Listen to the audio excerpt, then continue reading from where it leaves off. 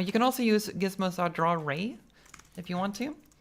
In that case, you can omit the origin here, and then it's just drawing it as array. But personally, I just like using drawLine because it makes more sense in my head.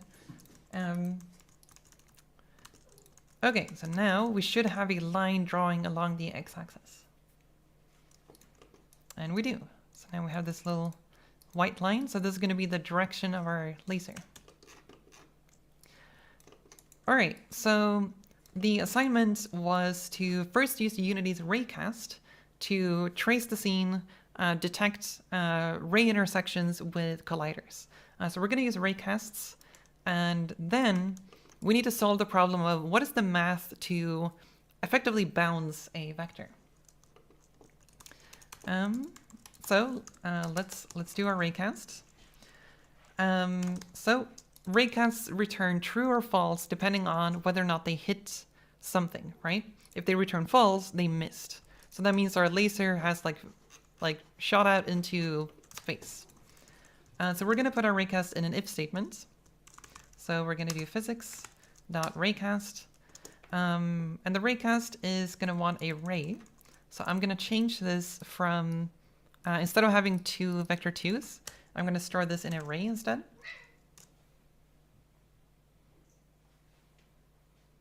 I guess ray has vector 3s. I don't know if we can use 2D raycasts, but I guess we will do 3D raycasts. It's fine. So then we're going to make a ray out of this. We're going to pass an origin and direction. And then we pass that into the raycast function. There are like a million overloads for this one. And so in this case, what we're interested in is we just want the hit information. We don't really care about like masking which objects or the maximum distance or all of that. So we're just going to output the raycast hit struct.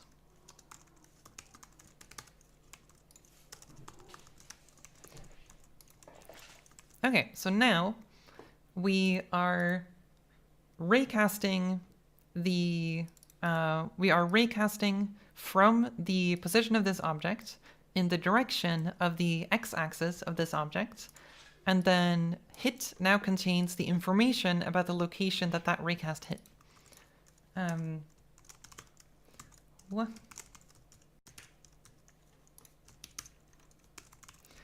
Oh, right, I don't have shapes installed. I'm so used to using shapes. Gizmos.drawLine. So we want to draw draw something at the location it hit. We can just start with a sphere.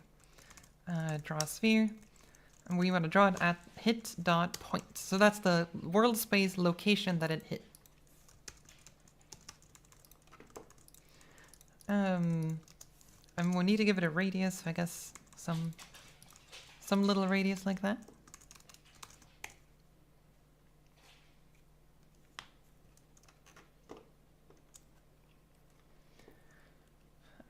We need to find raycast hit in the if statement. What's its scope? I forget if it's inside of the block or after the block. I think it's after. Yeah, you do have access to it after the block as well. So the out basically means that it's gonna output it's also gonna set a variable when executing this function. So right now we're both setting and defining the variable, but you could do it outside if you want to. So we could define the variable here, and then we output into the variable.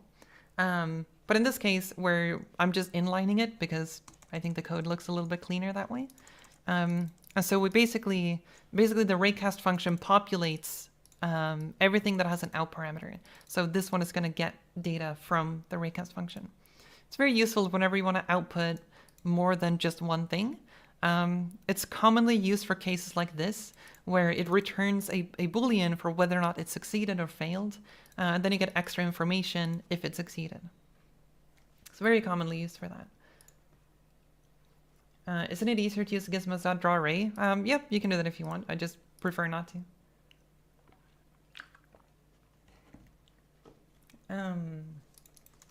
Okay. So now we're drawing a sphere. And as you can see, we have a sphere where the raycast is hitting. That seems to work. We can rotate it and it traces out the environment just fine. And now I think it's time for a 5-minute break. So let's take a 5-minute break until 10 o'clock.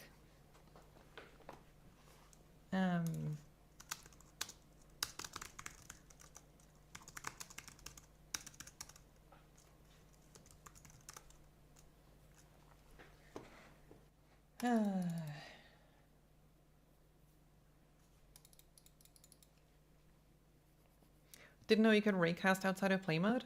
You can raycast whenever you want. There's nothing special about play mode in general. It's something you like learn a lot whenever you start doing like editor scripting.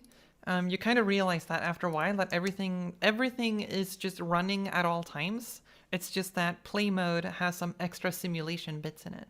But there's really nothing special about play mode in that sense. All the functions you can call in play mode, you can call while editing as well. For better or worse. Sometimes you can like destructively edit things in editor code. And so you might want to be careful about what you do. Like you might not want to modify objects in here, but yeah. Okay. Salad. There are so many cats. What is this? Hello. Do you? There's like a green box around your laser, so it might be hitting itself. Oh, it's not active.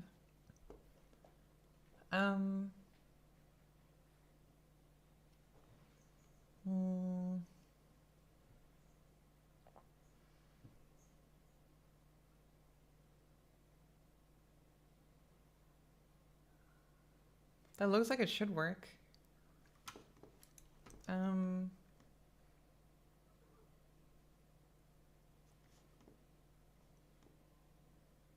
Same situation for you. That is weird. Are your objects using... So first off, yeah, make sure Z position is 0 for everything. Look at it in 3D to make sure that it's actually hitting it. Because it's possible in 2D that it might be offset and you're not noticing it. The other thing would be to make sure that you're using the 3D colliders and not the 2D colliders. Because we're using the 3D raycast function. If we're using the 2D raycast function, you have to use the 2D colliders. My finger is hurting. I'm actually bleeding.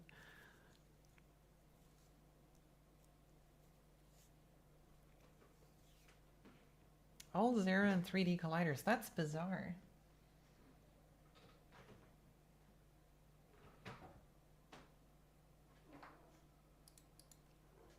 Oh, you got it? What was it?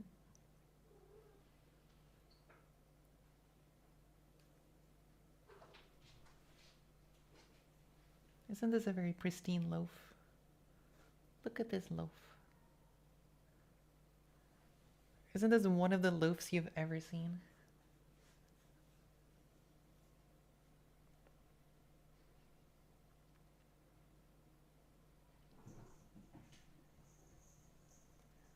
Oh, the parent object had a Z value? Okay, yeah.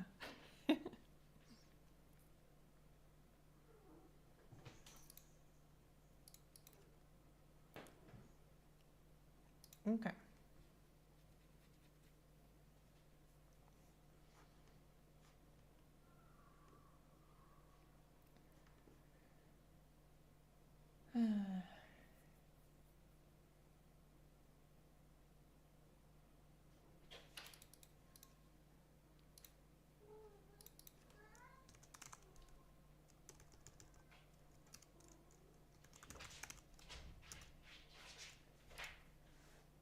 Oh, well, that's a very good little loaf. I mean, they're not in loaf position, but it's a very good poof. goodness, the kittens are like racing around right now. Hey, no, not my electronics. I don't want you rummaging about over there. There's a non-zero chance they're gonna unplug my entire setup.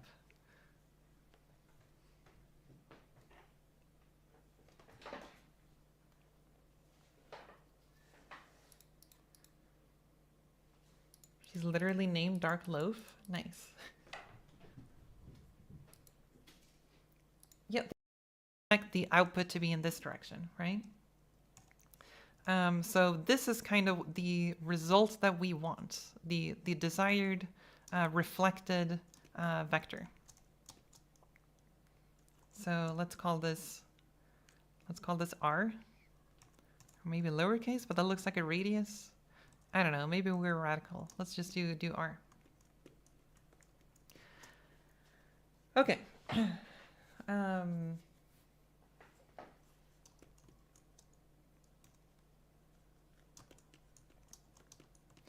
And so now when we're solving this, I feel like now we can try to like arrange this in ways that allow us to maybe spot some symmetries or some aspects of this that might be hard to see if you're not drawing this. And so one thing we can do is to realize that the position of these objects doesn't actually matter. If we rotate this direction, so maybe we're rotating this one, so we're firing the laser in some other direction, the way it bounces doesn't depend on the world space position of where it hit or where it came from. All we really care about is the direction it moved in and the normal of the surface, because that's the information that we're getting out of the raycast, and that should be enough to calculate this direction. We're going to need the origin to set the origin of the ray, but to get the reflected direction, the only thing that's relevant is the incoming direction and the normal. And so all of the other information doesn't actually matter.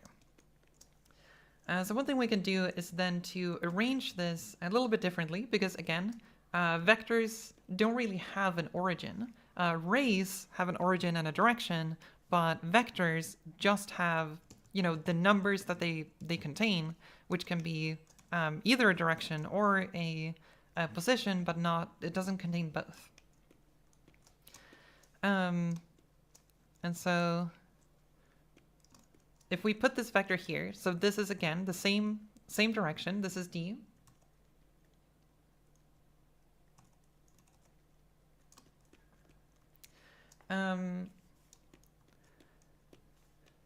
And then we need to figure out, how do we get this bounced direction? So there are a few things you might notice here. The bounced direction here is actually a mirror symmetry to this vector. Like you can see that the distance here, well, theoretically, it would be the same if I drew this a little bit better, but it should be the same as that distance there. In other words, the angles here should be the same. So if we lower this one, let's say we have an incoming direction that's lower, then we would get a lower direction here, and then the outgoing direction would also be lower, right? And so you might be able to see that they are mirror images of each other along this plane or the ground. And so what we can then do is try to figure out a way to mirror this vector based off of the normal, because we're kind of using the normal to mirror this one, right? So how do we do that? Well, like I mentioned, their distance here should be the same. And I should probably draw this one to actually be a little bit more accurate so that we don't get too confused.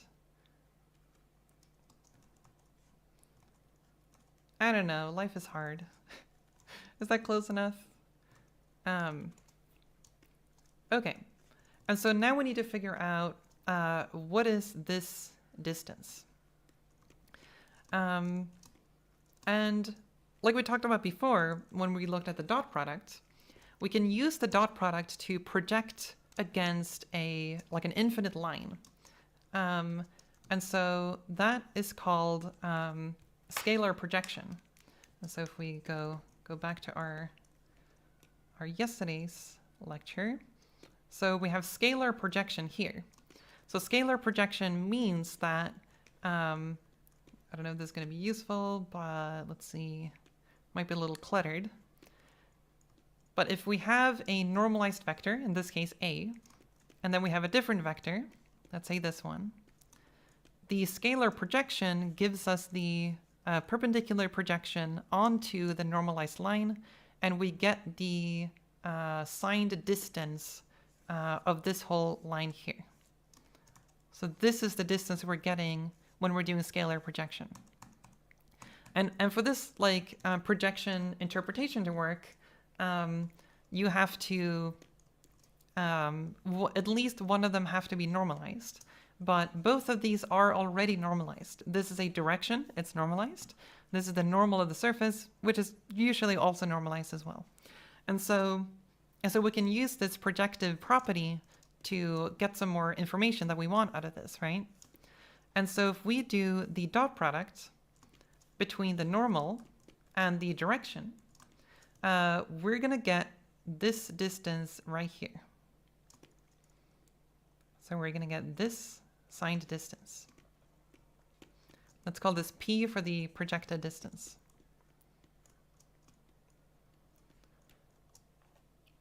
Okay, did that make sense so far?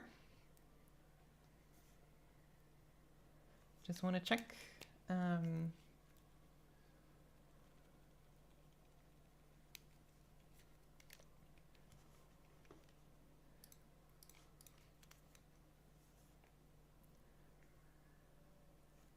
Yes?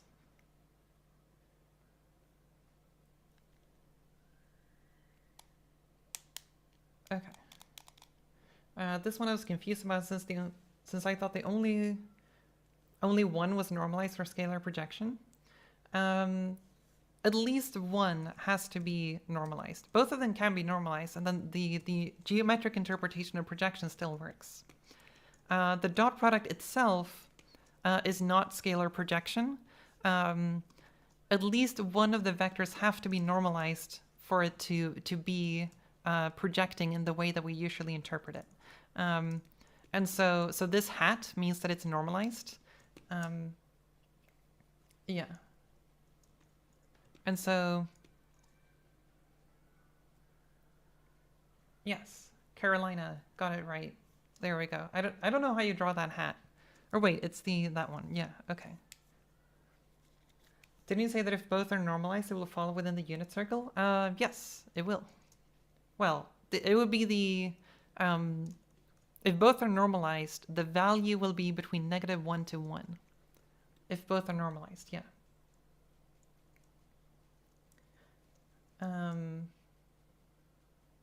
So yeah, at least one has to be normalized for this projective interpretation to work. And in our case, both of them are already normalized as they are. You basically, you don't always draw the hat if it's normalized. Quite often you only draw the hat if you want to normalize a vector that is not normalized. But in this case, both of them are already normalized. But we could draw the hat just to be extra clear. And one thing you're going to notice if you start reading math papers is that people are very inconsistent with notation. So you're going to have to get used to that. Okay, all right. So, so now that we know this distance, we know the kind of the projected distance of D onto the normal, right? So this is, again, this is kind of like the infinite line of the normal, just extending to infinity, right? Which direction vector was P? P is currently just a value, like a distance value. So P is the signed distance of where this vector would get projected along the normal. And so in this case, this number, assuming, again, this is normalized, so this should be a length of 1. And then down here should be -1. And so this is probably a value of negative 0.6 or something. Because again, it's a signed distance, distance along this vector, if that makes sense. So like if it was here, it would have been 0.5. If it's here, it's 1. If it's here, it's 2. If it's here, it's negative 1. If it's here, it's negative 2, and so forth. And so now what we have is this projected distance. Okay. And so as we observed before, these two are mirror images of each other. And so as soon as we've figured out this projected distance, then we basically have this full distance right here. Because if P is this distance, and this distance is the same, then the full distance here is 2P, right? And so if we want to find this reflected vector, all we really have to do is to traverse from this point upwards, or rather along the normal, by this distance times 2.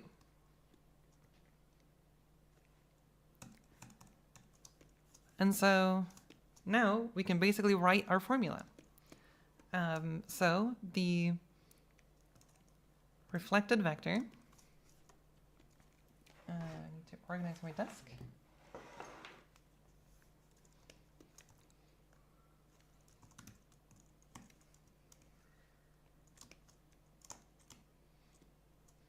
I think this was the one that Carolina solved by accident,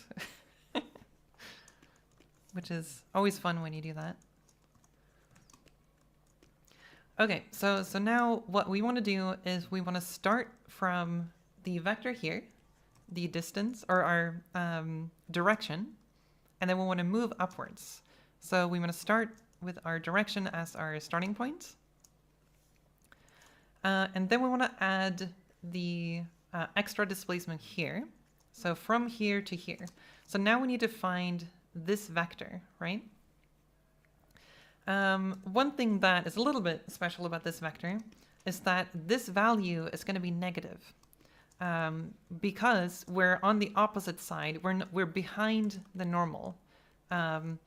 The projected value in this whole region is always going to be negative, and in this whole region, it's always going to be positive. So keep in mind that this is a negative distance, so we're going to have some sign flipping things we need to keep in mind. So if we want to find this vector, if we just do, let's see, if we just do 2 times P times the normal, then this is actually going to be negative. It's going to point along the opposite direction of the normal. So we actually need to introduce a sign flip for this one. So we're going to negate that. Why times the normal? Because P is currently just a number. But if we want to offset or get an offset from this to up here, we need to work with vectors, right? So we need to add a vector to this position that moves it up to the reflected position. So if we multiply by the normal, we're basically doing the vector projection. So we have our vector projection here. So scalar projection just gives us the signed distance, but vector projection gives us the vector at that distance offset. So 2pn, or rather pn in and of itself, gives us this vector.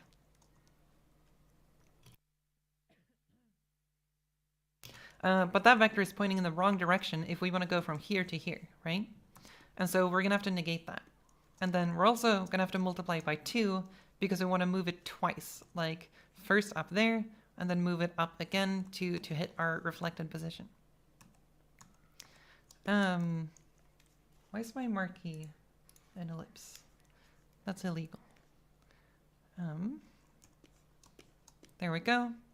And so if we negate that, our final answer is going to be the direction minus 2 times the projection here times the normal. And I guess we can write it out fully. So we move this. Because we have a dot product here. And the dot product was between the normal and the direction. So we have our direction and the normal. So this is how to reflect a vector.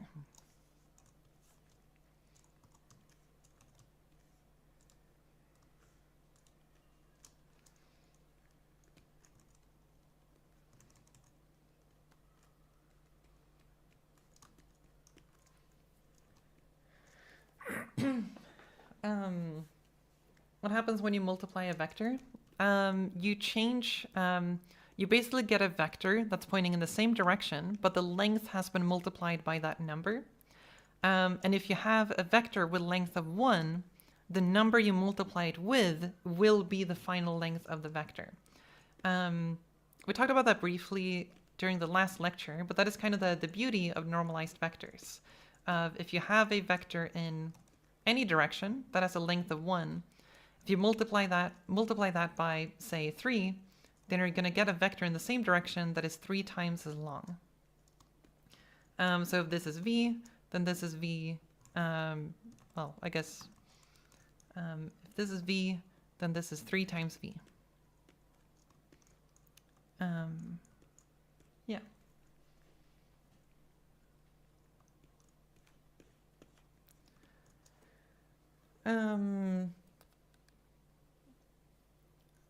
Let's see, if it was, let's see, r equals d minus d dot n times n, what would happen? I assume it would be the opposite of d.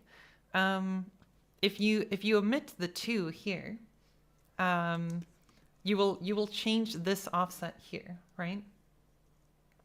And so what's going to happen is that if you just do d dot n and omit the 2, you're going to get the vector pointing here. So it's going to go tangent to the calculation, or tangent to the, sorry, I was reading chat at the same time, tangent to the surface rather than reflecting along it, right?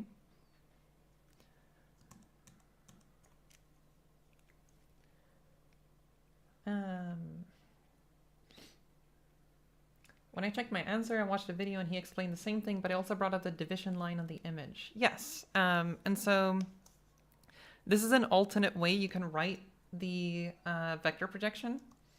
So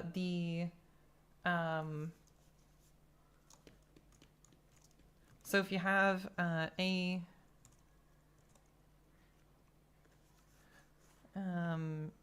hat dot b,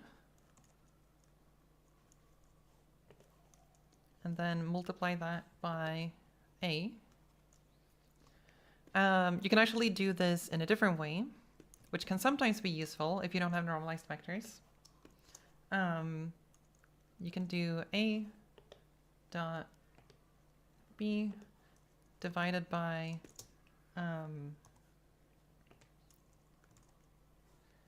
b dot p. And then you multiply that by, sorry, it should be a. Damn it, damn it, damn it, it's over. Bad math course. And now I did something with my layer. Oh no. Oh no, what did I do? Does anyone know why my layer is red?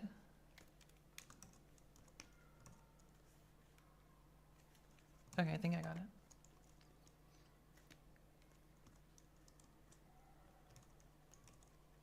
So a dot a, and then you multiply that whole thing with a. So both of these are a vector projection. And And so I think I included this in my, yeah, I have this on my website. I made a little test website at some point.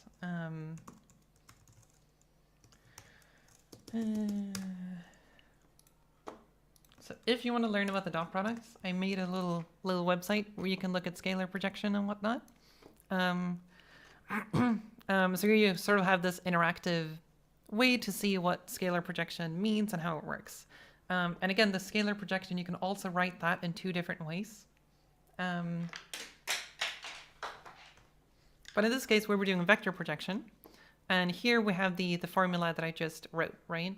Where you can either use a normalized vector like this, or if it's not normalized, the method on the right will actually, in and of itself, normalize the whole thing, and it's going to work the same way.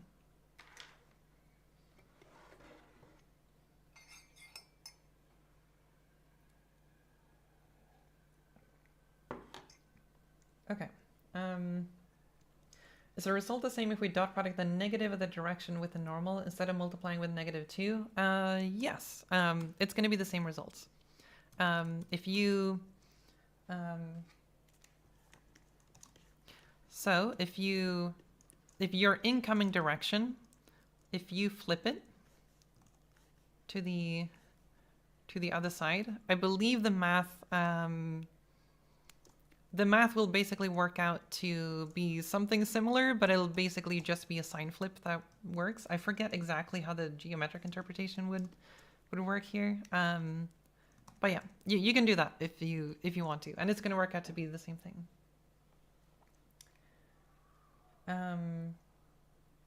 Is it correct to say that you don't need to divide if you're dealing with normalized vectors? Yes.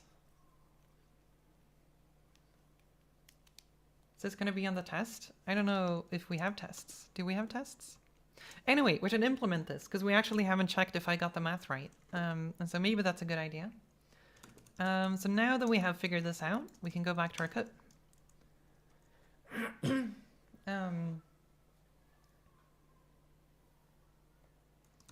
All right, where's our code?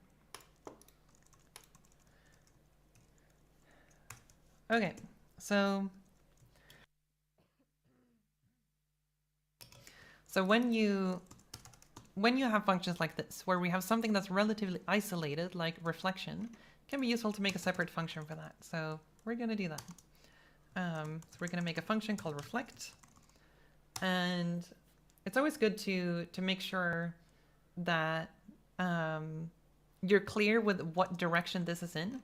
Because when you're dealing with reflect functions, like, is this the incoming vector or is it reversed? Because quite often you sometimes use either.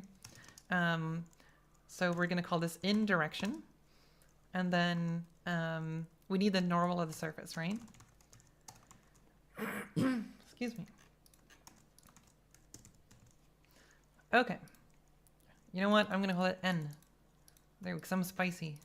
That's not very descriptive, but I guess we can do this. There we go.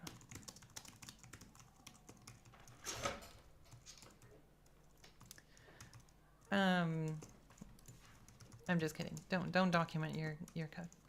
Documentation is overrated. All right. So now we basically just take our math and just apply it to our code. So we have our out thwart. We have our direction. So that is going to be, we want to return the in direction minus 2 times the dot product between the two. Let's make that intermediate variable. That's the projected distance.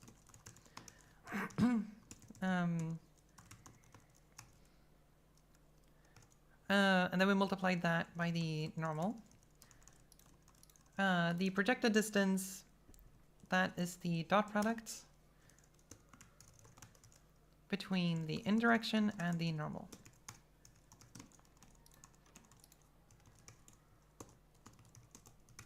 And that should be it.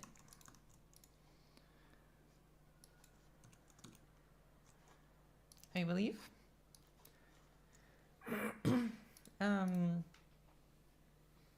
how to get yourself into a position where you get a surface normal that's not normalized. So this happens a lot in rendering.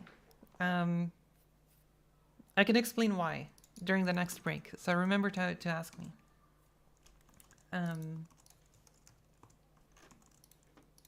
All right, so we have our reflect function, and now we just need to see if it works. So let's do another ray. Well, let's draw another ray. So we need our reflected direction. That's going to be reflect. We have the ray direction, and then we have the hit dot normal. Must not be equal. Must not be equal. I don't know how to type. I'm sorry. Okay, gizmos dot draw line. We're gonna draw from the hit point to hit point plus the reflected direction. I guess we're mixing vector 2s and vector 3s right now, so that's probably why it's a little sad. Then maybe we want to draw this with a different color. Did we use colors in this one? Oh, it's white. Well, that's not very useful, I guess.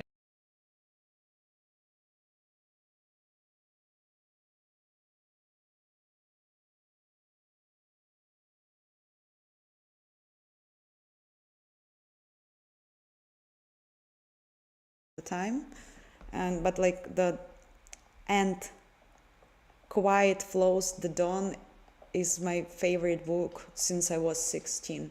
I reread it 2 times.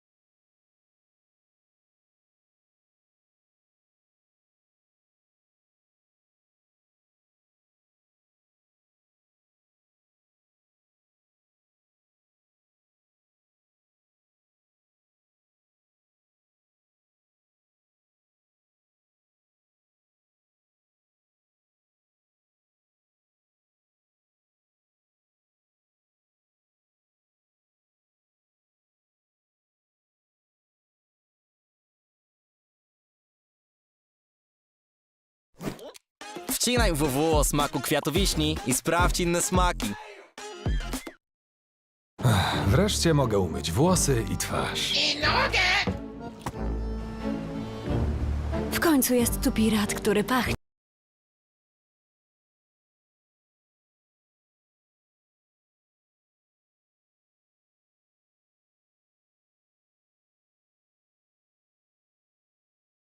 I'm going to show you how to make a simple 3D renderer step by step. The renderer will be capable of rendering any 3D vertex and rotating it along X and Y axes. This video will not be very technical, I will try my best to make this topic as simple as possible. I'll be using C++ and SDL library to handle window when drawing 2D lines, but you can follow along in any language you want. I actually made the same 3D renderer in Scratch back when we had online school, and I had clearly to equation.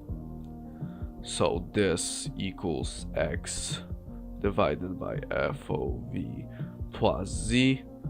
We can multiply both sides by FOV to get px equals x times of theta plus cosine. Here we define subtracts that you might 0, 0, 1.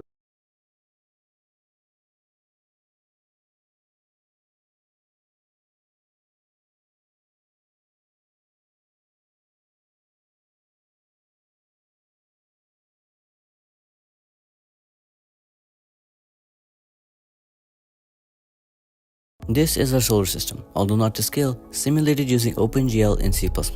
Gravity is one of those things that most people believe they understand. A circle, we need to take in the position, radius, and resolution of a circle. Then, starting with the center, we can create a list of vertices that form the shape of a circle around the center using basic trigonometric functions. From this, OpenGL will render these vertices as separate triangles that form the shape of a circle. Isn't that neat? Now to move the circle down, or at all for this matter, we can simply just put all this code into a draw circle function and create a position vector, which can, in the while loop, edit the center position of the circle and move it down very slowly. This is called velocity, a change in position over a change in time. But gravity isn't a velocity, it's an acceleration force. On Earth, it's 9.81 meters per second squared, meaning every second your velocity is increasing by 9.81. So instead of updating our position directly, we need to create a velocity vector that stores the current velocity. And every frame we can increase the velocity in the y-axis by 9.81. As you can see, this is much more realistic, adding a simple border collision function, and this is a bouncy ball. Isn't that neat? Now let's get to the juicy part. Instead of simulating objects on Earth, I want to simulate objects in space. Gravity is the pull factor of large masses towards each other, but for that, we need more than one mass. So let's create an objects class where we can store the position, velocity, and an acceleration and update position function, along with the draw circle function. You don't need to change your specialty to work in the space sector. Most of the fast-growing projects in Have you ever wondered how it's possible for your computer to run multiple programs?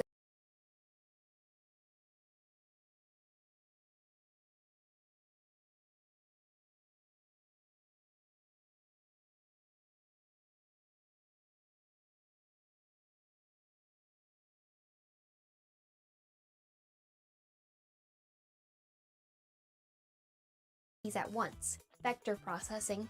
Which do you think is more efficient? The large tray, right? This is essentially what vector instructions do at a basic level. They allow the CPU to perform the same operation on multiple pieces of data at the same time in a single instruction. This type of computing is incredibly useful for things like image processing, scientific simulations, machine learning, and more. Let's jump back into the computer and see a real-life example. The Mandelbrot is a complex fractal that requires intensive calculations to visualize. I've written some code to compare two approaches, a traditional method and a vectorized method. In the non-vectorized implementation, each point in the fractal is computed individually, which is inefficient. However, we can use vector instructions to process multiple points simultaneously. Each one of these fractals went through 1,000 iterations, and as you can see, the vectorized version was computed significantly faster, in this case 3 times faster. On this x86 CPU, NumPy takes advantage of assembly instructions like vmul_ps and vadd_ps to perform parallel multiplications and additions. The RISC-V spec has similar speedups with a few additional tricks up its sleeve. The RISC-V vector extension is a bit special, using something called vector length agnosticism, or VLA. Sounds pretty complicated, but let me explain. Going back to our baking analogy, vector length agnosticism is like having a magical baking tray that can dynamically adjust its size to fit different ovens. Traditional CPUs like x86 use fixed-length vector registers, which is like having fixed-size baking trays. We started with small ones like MMX 64-bit in 1997, then added bigger ones over time. Eventually, x86 got things like SSE 128-bit in 1999, AVX 256-bit in 2008, and AVX 512 512 bits in 2013. But there's a problem. Each time a new tray size was introduced, the bakery had to keep using all the old trays too for backwards compatibility, which makes things much more complicated. The RISC-V vector instructions are different. Instead of using a fixed tray size, it has a tray that can magically adjust to any size. This means we can use any oven, big or small, without needing to keep multiple tray sizes around. So why does this vector length agnosticism matter? It means that the same RISC-V. Wszystko, czego potrzebujesz, znajdziesz w Glovo. Ściągnij apkę i zamów z szybką dostawą. Uber?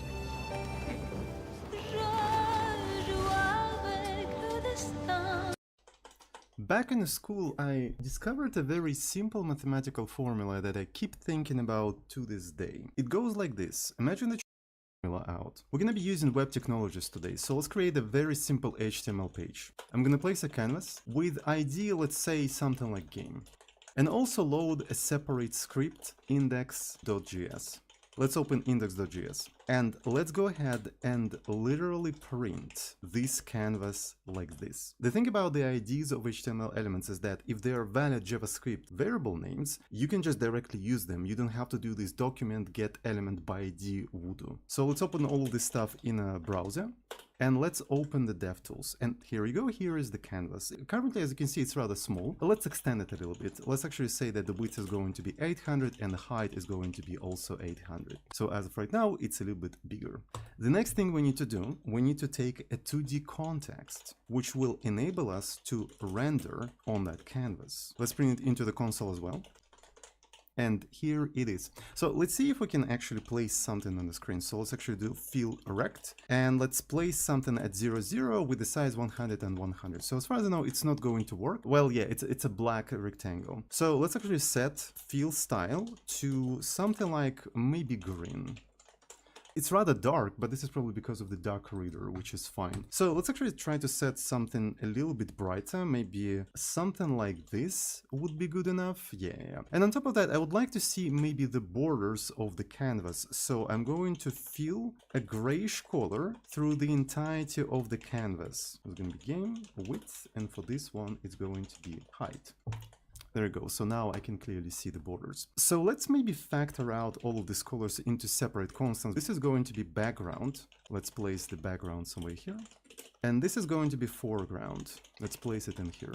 So let's factor out this particular code into a separate function. Let's call it something like clear. Every time I need to clean the screen, I'm going to be calling this specific function. And to be able to place points on the screen, let's create a convenient function to do so. Let's call it something like function point. It is going to accept x and y, and it's going to place a particular point, a particular mark at x and y. So here I'm going to do clear to clear the entirety of the screen, and then I'm going to say, okay, place a mark somewhere at 100, 100. And it placed it in here. But for a mark, for a point, it's kind of too big. So maybe let's actually factor out the size of this point into a separate variable called maybe something like s. And let's say that is going to be like maybe around 20. Yeah, that's good enough, right? So that's basically the points that we're going to be animating on the screen. The thing about this formula is that it assumes very specific coordinate system on the screen. It assumes that given your screen that looks like this, the 0, 0 coordinate is located at the center. Y-axis goes like this, x-axis goes like this. X, Y, 0. On the left side, you have x minus 1. On the right side, you have x, 1. On the top, you have y, 1. On the bottom, you have minus 1. But this is not how the coordinate system in HTML canvas works. In HTML canvas, 0 is located in here. X goes like this, and this particular point is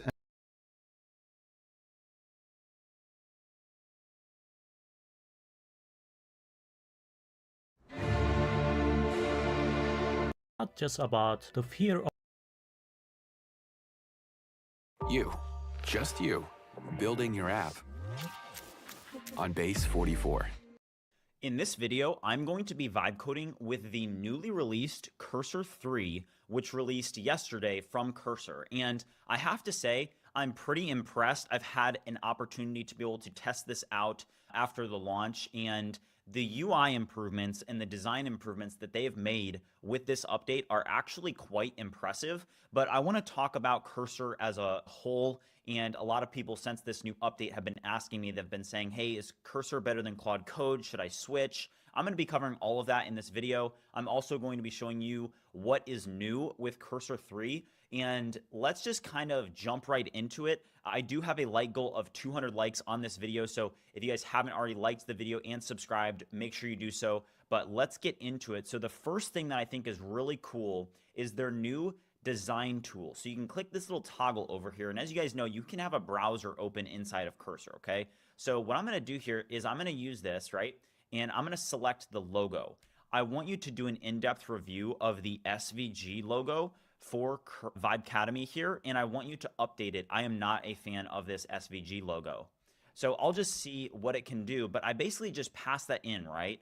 And it will automatically just pass the HTML that I selected with my prompt in to that directory, right? So I really like that because what I'm able to do is I can kind of just like go around a website, right? And for design, I can kind of go around, I can go here, let's say, so I can say view course, let's go to the catalog, right? So this catalog is good, but you know, this header, I don't like this header. So let's click this one here and I'll say, I am not really a big fan of this header. Would you make it more compact, more concise, and remove all of the tags? Just make it super simple.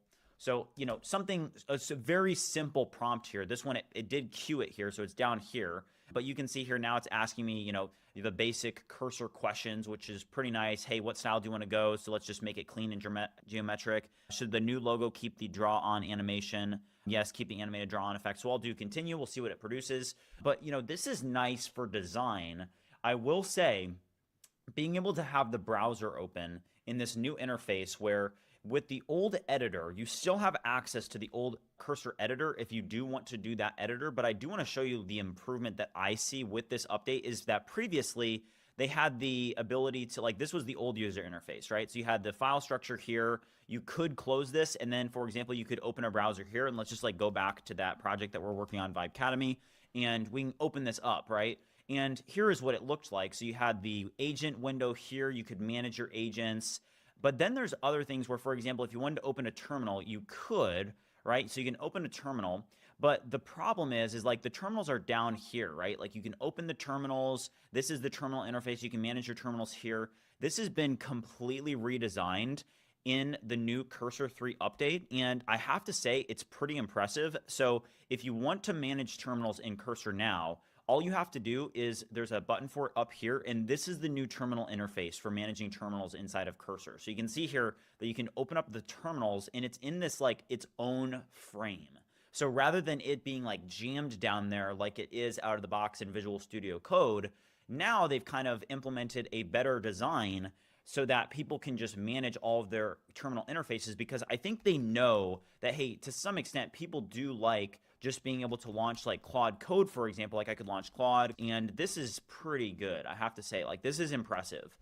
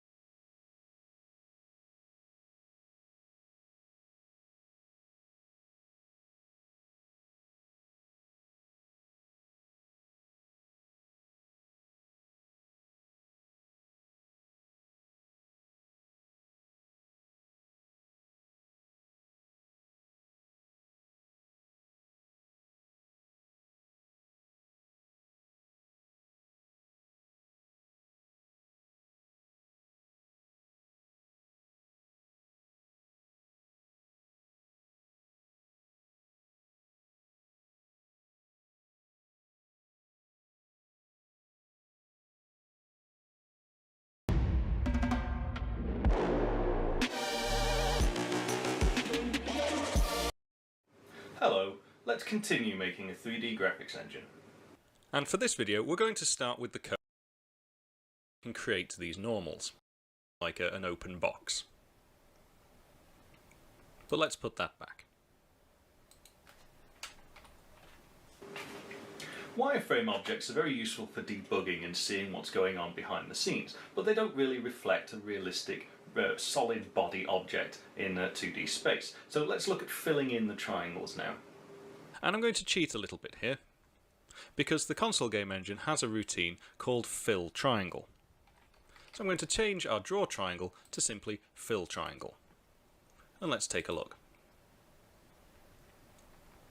Well, we can certainly see a shape rotating around on the screen, and the outline of it indeed looks like a cube.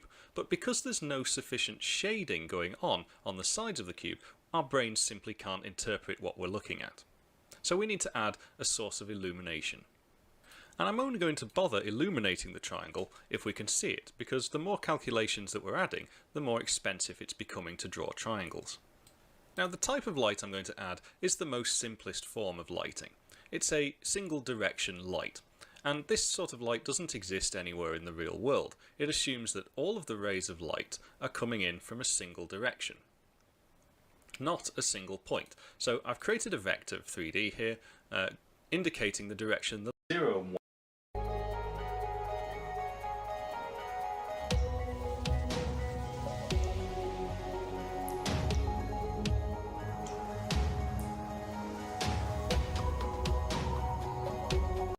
more because none of the triangles get drawn behind the camera. And now that it's running smoothly, we can start to see, yes, the triangles that are visible, which goes through all of the triangles, end.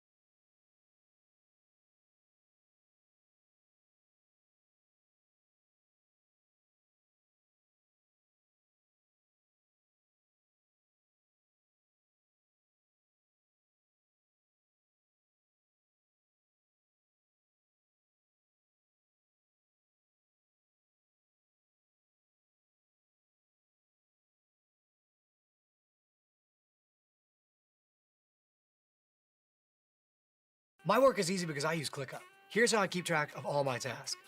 I start by brain dumping everything I need.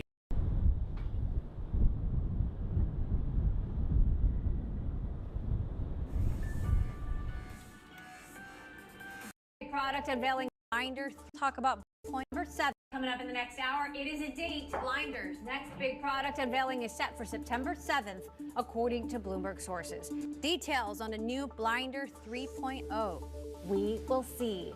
We will get to all of that in a moment, but first let's talk about Blinder's last launch 4 years ago in 2021 with Blinder 2.0. It was the first window blind to have machine learning technology built in. They disrupted the whole industry of window covers with their excellent engineering and beautiful design, which is comparable to Apple. The Blinder 2.0 was instantly sold out and quickly caught the eyes of venture capital firms like Sequoia Capital and Andreessen, raising an incredible $20 million for their Series A at $100 million. And found like this. And all I know is always. Yeah, so Blinder